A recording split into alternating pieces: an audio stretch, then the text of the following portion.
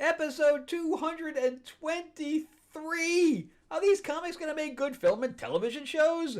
We have Magik number 3 from the pages of X-Men. And we have Sacrificers number 17. I'm not sure. Anyway, let's talk about it right now.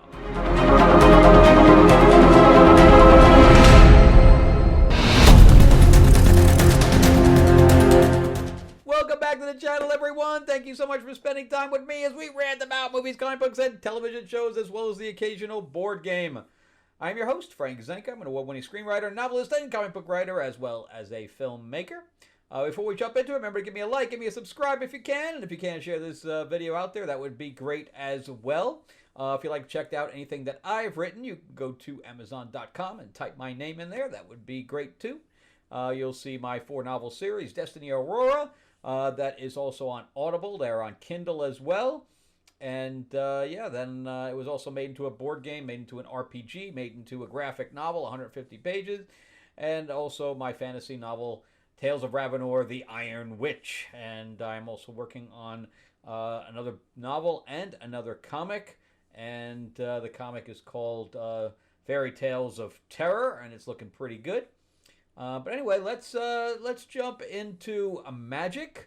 So, like I said, Magik is an X-Men character, mostly from the New Mutants, I believe, which was because Anya Taylor-Joy played Magik in the pretty much forgotten New Mutants movie. But this is the story of a demon that's trying to get out of his cage, and he is taking mutants and using their life force to break seals. And there's this one guy that is given this power by his grandmother, who was watching over this, being a guardian of this, and his name is Cal.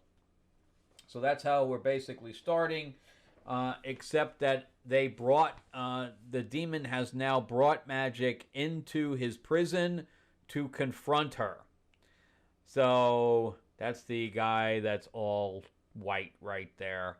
I don't know his name, but anyway, he brought there, and she's like, "I'm gonna kill you," and he's like, "No, you're mistaken about what this is all about. I'm just here to talk," and she's like, "I'm gonna be talking with my sword." Which is pretty much what happened. Any construct that he's throwing out her, she is just whipping away with the sword, and she's like, "I can't hear you, I can't hear you." But anyway, half of this book is literally him saying, "Stop it. Stop trying to hit me." Here, she does throws a spell at him, which dismembers him with a squid. She's being all kinds of mean to him. I thought the artwork on here is decent. I mean, literally throws the sword in and like misses him like by a hair. And I guess part of his eye comes off and all this stuff. But anyway, they're battling. He's not really battling. He's more trying to evade because he is trying to talk to her. And he basically feels that he's trying to swoon her, I guess. Right? He's trying to engage with her and saying, "Hey, we're the same. I want you to stay with me, blah, blah, blah." And she's not having anything of it. And he basically loses a piece of his eye, which is what I said earlier, and sticks it back on. He's like, "I don't want you to see like my true form," or anything to that effect. So he makes a kind of a deal with her where he talks about his past and that he was stolen from his parents or something to that effect, and then instilled with some kind of a demon or dark magic, which eventually somebody then bound him in here, and he's been there basically for centuries. And I like that where we have that panel that makes them look like they're both children when the bad thing happened to them that made them what they are today. I also don't like the art for her crown, because in some places it comes straight, which is where it's supposed to be, like straight off, and then the other ones it's like bent back. So it's like he can't decide what he wants to do with the crown. But anyway, he makes a deal with her that if she thinks that Darkchild is not, that she has that completely under control, then he is going to wipe out the barrier that holds Darkchild at bay.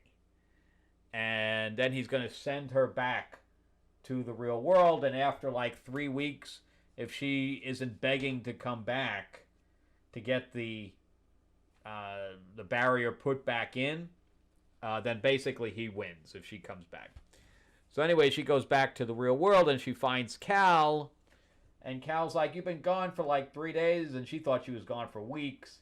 And he's like, "I can't believe that you're doing all this stuff without me, but I have help right now, and I really like this reveal that it's Danny Morningstar or Moonstar, Morningstar, something like that."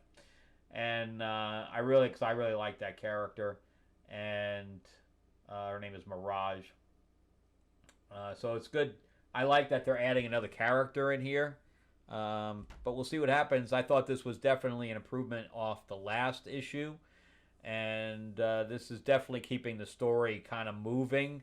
I was afraid that it was going to kind of stall, but this definitely propels it, and now with Danny involved, I think that we're going to see some good stuff. All right, so yeah, I'm going to keep getting this one. I think there's only 6 issues, so I'm going to keep going. All right, so let's jump into Sacrifices, number 15. All right, so I wasn't even close. I think I said 17. This one, unlike like Void Rivals, who are basically coming out in tandem, I feel like both of them have a limited story, but I feel like Robert Kirkman he's already dragging ass on that one. He's gonna drag that out as long as he possibly can, and I don't know how long I'm gonna collect that. Where Sacrificers at least feels like the story's moving, and it feels like there's going to be an end, because as soon as he finishes with the gods, there's no story left.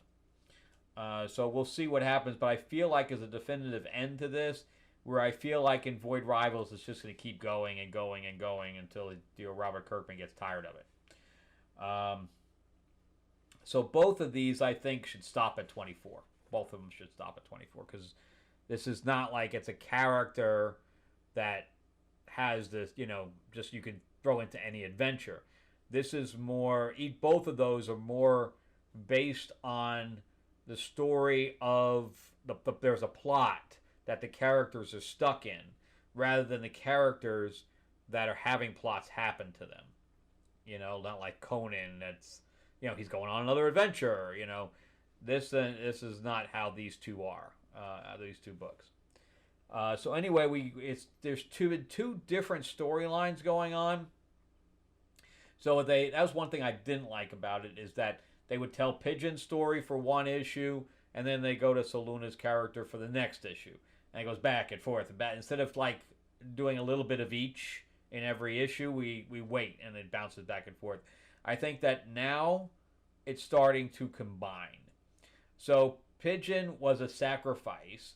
What happens is every few years or every decade or whatever, each family has to give one of their kids up to the gods, and they collect them, and then they go to like a Willy Wonka kind of place. They're all happy getting candy, and then they jab something in their head and they drain out their life force, and then the gods drink it, but they have to be happy. If they're scared or whatever else, it ruins it.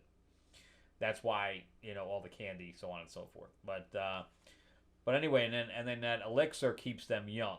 But the foreman's the one that creates that, and he's feeling slighted, or has been feeling slighted. But so Luna, who is the daughter of the moon and the sun, she had something to prove, and she ended up in the foreman's thing, and then her life force was drained, and Pigeon, who was the sacrificed, who didn't get sacrificed, drank it, and now he has the power of a god, and she has no powers at all. And now she has something embedded in her that's eating things as soon as she sleeps. So that's kind of what everything is going on. Plus, Pigeon's sister is with her, and she's the last remaining member of that family for the most part. All right, so this is the foreman's realm, and we get to see this touching scene, and I'm going to tell you why in a second, of him and his wife, who doesn't look anything like that. He's a pigeon also, but they're like, I'm with you to the end, baby, but we have no idea when that end is going to be. Oh, I do. But anyway, here comes the sun god, who is major pissed off because he ended up finding out where his daughter is, and guess what? She's in the pens of the foreman, and the foreman doesn't know it because she hid her identity. I don't know how you can hide it considering she literally has a moon imprinted on her face, but hey. But she doesn't look young anymore, so I guess there's that. But anyway, there's the sun god, and he's like, tell me where my daughter is, or I'm going to wipe you off the face of the earth. And he's like, I don't know where she is. Anyway, he's like, open the gates or I'll burn them down. But anyway, him and the wife go, we don't know where she is. She's like, in your pens. And so they're like, we don't know how she got there. We have no idea how that happened. It really didn't. And then when they open it, they find everybody dead because that tendril thing that came out of Soluna killed everything when she fell asleep. And the wife just keeps talking instead of shutting the fuck up. So she pretty much says, shut the fuck up, and he blows up her head. So much for that true love thing, and we don't know how much time we've got. They literally had like 5 minutes together, and that was the end of that. But anyway, he starts getting pissed off, and he starts wiping everything out. Everything that's on this planet or whatever, he's just wiping them all out. There's families, everything. He don't give a shit. He's going through a tantrum, and he's just burning everything down. Meanwhile, Soluna is leading the children to a cave, and finally Pigeon's sister, sees that she's a good person. She comes back to pick up the thing, and then, talks him into, he's like, I want to see my mom, blah, blah, blah. And she's like, I'm going to help you with that, but you need to get up and run. And they run into the thing as soon as they see the father going all nuts, and she's like, Daddy, uh-oh. And they're like, run to the cave before we get smite. I mean, technically he could kill his own daughter because she doesn't have any powers, but he doesn't know that. I mean, it's like a nuclear explosion on this planet. It's like half the planet's gone. I mean, it's just bodies everywhere. And then I guess all the workers from the previous issue kind of go try to smother him, but that doesn't work. And he's like, who dares try to stop me and stifle my flame? And he's like, yeah, we do, brother. You got a problem with that? And that's Pigeon there, and that is one of the gods he talked into joining him. So really good stuff. I mean, it could never really be a movie or a television show because it would have to be animated. You couldn't take the animal portion of this away, which means you'd have to have it all CGI or animated. There's really very few humans in the thing. All right, so let's do a recap. Sacrifices, I say yes, but it would have to be animated. That would be the only way you could see that on that. And Magik, I'm not sure this would make a good movie at all. I like Magik as a character. I think that Magik could do a standalone. She was the most interesting character in the bad film New Mutants. But she needs to be, I think she needs to be part of a group. I think New Mutants is the only way to do her. I don't think there's, I mean, seeing her on a little short thing is fine, but she's not a standalone character. So, Anyway, that's it for me. Thank you guys so much for watching. I greatly appreciate it. Remember to give me a like, give me a subscribe if you can. Definitely share this video out there so you can have other people realize what Marvel, DC, and the independents are doing in case they do hit the screen. And yeah, go check out some other stuff that I've written. Go to Amazon.com and just type in my name, Frank Zanca, and you'll see the list of things that I've done. All right. Well, thanks again for watching. I will see you guys on the next episode, and you guys have a great week. All right.